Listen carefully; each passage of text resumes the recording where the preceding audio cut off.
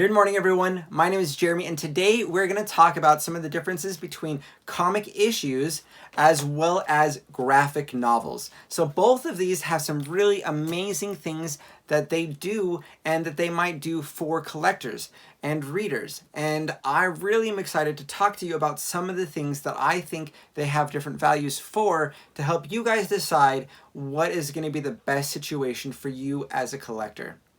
So first off, comic issues come out first. They're the ones that are going to be released first, and they're going to be coming out every month or every 2 weeks or whatever it is for that particular issue. On the other hand, graphic novels are going to take some time. They might be months later, they might be half a year later, they might be a whole year later, because what they have to have done in order to be able to get that to you, to the public to buy, is all the initial issues that were going to be in that collection in order to have that graphic novel have to be out already. Then there has to be a publication period, and then they're finally released. So it's going to take some time to get your graphic novel. On the other side, you get the collected full story when you get the graphic novel. And that, for like new readers, might be something super valuable, or for people who are just really into the story, that's going to be a big benefit. But comic issues, you get these bite-sized story chunks, and some people really might like to read the stories that way. It's kind of like an episode in a TV show. You get cliffhangers, you get the wait, there's all that excitement and hype, and that might be something that readers might particularly enjoy, and that's a benefit back towards that comic issue side. Now, comic issues themselves are a little bit more fragile. So this particular one I have in a top loader protective case. I have it with a bag, with a board, and there's a lot that I'm doing in order to keep this thing protected, in order to protect that investment as well as that story. On the other hand, graphic novels are far more durable.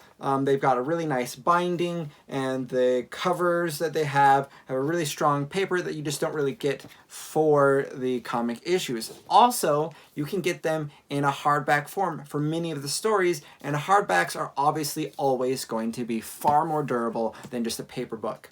I think that graphic novels look really amazing on the shelf, and I think that's a really big benefit because you're going to ultimately try to display the different things that you're collecting. And I do like to put my comic issues on the shelf. I love that as a way to display them, but ultimately my preference is towards graphic novels for the display factor.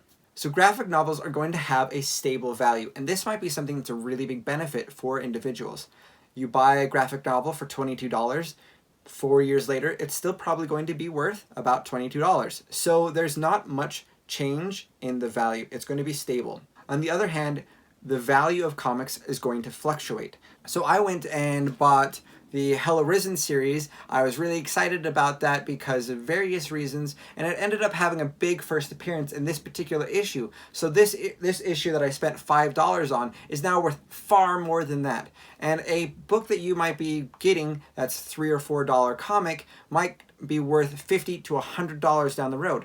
On the other hand, the value can drop, and so you might buy a $5 comic and it's worth $2, or a $3 comic and it's now worth $1. So the value really fluctuates on inside of the comic issues. People who like collecting comics as an investorship, they might really like this because they might be able to make a lot of money. Others really just enjoy having a comic that's worth a lot of money, and that's just something that's just fun to have. One of the other things that comic issues do is that they have cover art. And for every single issue, there's going to be a cover. They might even have variant covers. And there are people who love collecting the art on the covers of comics. And that might even be like the sole purpose of why they collect comics. So obviously for them, the comic issues are going to be the clear winner there, where a graphic novel is going to have one singular cover. You may be able to have a art gallery in the back of a graphic novel that might have all the different covers, but really you're just stuck with the one cover that the book was produced in.